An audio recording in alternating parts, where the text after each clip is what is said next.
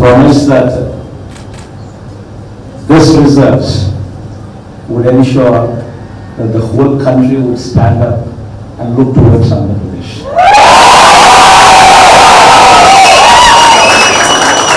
In fact, when someone told me last time itself was 151, last time out of 175, 151 itself is a tall number.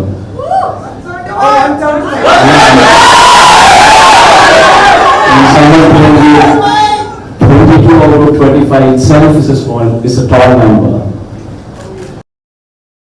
ఎవరి వైపు వస్తుందో తెలియదు కానీ గెలుపుపై రెండు పక్కల కాన్ఫిడెన్స్. ఇవాళ గెలుపుపై జగన్ కాన్ఫిడెన్స్, ఇక కూటమిలోనూ తగ్గని ధీమా. ఎన్నికల ముందు ఒకలా, ఎన్నికలు ముగిశాక మరోలా అన్నట్టుగా మారింది ఏపీ రాజకీయం. పోలింగ్ తర్వాత జరుగుతున్న అల్లర్లతో పలుచోట్ల ఉద్రిక్త పరిస్థితులు నెలకొంటే పొలిటికల్గా నేతల మాటలు మరో రకం చర్చకు కారణమవుతున్నాయి. ఐపాక్ టీంను అభినందించిన జగన్ మరోసారి విజయంపై ధీమా వ్యక్తం చేస్తే పోలీసులపై మంత్రి అంబటి చేసిన కామెంట్స్ కొత్త రచనను క్రియేట్ చేశాయి. ఇంతకీ విక్టరీపై సీఎం అంత కాన్ఫిడెన్స్గా ఉండడానికి కారణం ఏమిటి? కాకిలు 4వ కూటమి అంటూ రాంబాబు చేసిన వ్యాఖ్యల వెనుక మతలబేంటి? ఆఫ్టర్ ఎలక్షన్ ఏపీలో ఇప్పుడిదే హాట్ టాపిక్గా మారింది. ఎన్నో విశ్లేషణలు. ఏపీలో అధికారం చేపట్టేబోయేది ఎవరనే దానిపైన రాజకీయంగా రకరకాల విశ్లేషణలు జరుగుతున్నాయి. పాలక ప్రతిపక్షాలు దేనికవే గెలుపుపై ధీమా వ్యక్తం చేస్తున్న వేళ ముఖ్యమంత్రి జగన్మోహన్ రెడ్డి విజయవాడలోని ఐపాక్ కార్యాలయాన్ని సందర్శించడం చర్చనీయాంశంగా మారింది. అక్కడ ఒక సెలబ్రేషన్ మూడ్ కనిపించడం రాజకీయంగా ఆసక్తి రేపుతుంది. ఐపాక్ టీంను అభినందించిన సీఎం మరోసారి మంచి మేజార్టీతో వైసీపీ ప్రభంజనం సృష్టించబోతుందని స్పష్టం చేశారు. తమకు సహకరించిన ఐపాక్ బృందానికి కృతజ్ఞతలు తెలిపిన జగన్ మరో 5 ఏళ్ల పాటు ప్రజలకు సుపరిపాలన అందించడంలో తోడ్పాటును అందించాలని కోరారు. టీడీపీ మాత్రమే ధీమాగా. ఇక ఇప్పటికే పోలింగ్ తర్వాత జరిగిన అల్లర్లతో రాష్ట్రంలో పలుచోట్ల ఉద్రిక్త పరిస్థితులు నెలకొన్న వేళ మంత్రి అంబటి రాంబాబు చేసిన వ్యాఖ్యలు దుమారం రేపుతున్నాయి. కూటమిలో చేరిన 4వ పార్ట్నర్గా ఎన్నికల రోజున పోలీసులు వ్యవహరించారంటూ ఆయన ట్విట్టర్ వేదికగా చేసిన కామెంట్స్ పొలిటికల్గా రచ్చరేపుతున్నాయి.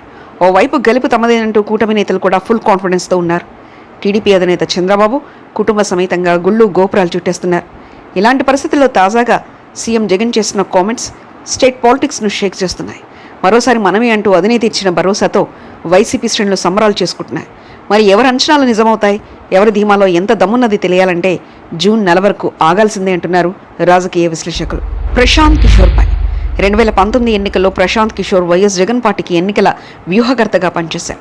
ఆ ఎన్నికల్లో 151 స్థానాలు సాధించి జగన్ ముఖ్యమంత్రి అయ్యారు. అయితే అదంతా ఆయన గొప్పతనం కాదని జగన్ 5 ఏళ్ల తర్వాత తేల్చేశారు. కేవలం టీం గొప్పతనం మాత్రమేనని చెప్పారు. జగన్ అధికారంలోకి వచ్చిన ప్రశాంత్ కిషోర్కు వైఎస్ జగన్ మధ్య అంతరం ఏర్పడింది. ఇద్దరు విడిపోయారు. ఆయన బీహార్ రాజకీయాలకు పరిమితమయ్యారు. అయితే తాజాగా ఏపీ అసెంబ్లీ ఎన్నికలకు ముందు ప్రశాంత్ కిషోర్ జగన్పై విమర్శలు చేస్తున్నారు. జగన్ ఈసారి గెలవరని కూడా అనేక టీవీలలో ఇంటర్వ్యూలు కూడా చెప్పారు. జగన్ ప్రభుత్వంపై విమర్శలు. ప్రశాంత్ కిషోర్ కేవలం విమర్శలు చేయడమే కాకుండా ఉండవల్లి వచ్చి చంద్రబాబును కలవడం కూడా అప్పట్లో చర్చనీయాంశమైంది.